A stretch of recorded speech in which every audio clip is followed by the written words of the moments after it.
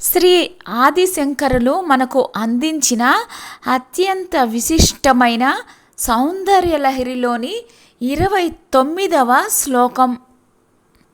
కిరీటం వైరించం పరిహర పురః కైటభబిదః కఠోరే కోటీరే స్ఖలసి జహి జంభారి మకుటం ప్రణమ్రేష్వే తేషు ప్రసభముపయా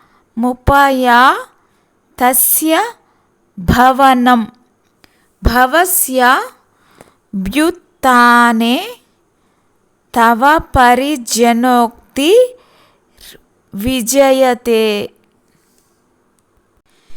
కిరీటం వైరించం పరిహర పురః కైటభబిదః కఠోరే కోటీరే స్ఖలసి జహి జంభారి మకుటం ప్రణమ్రేష్వే తేషు ప్రసభముపయా తస్య భవనం భవస్యాభ్యుత్థానే తవ పరిజనోక్తిర్విజయతే.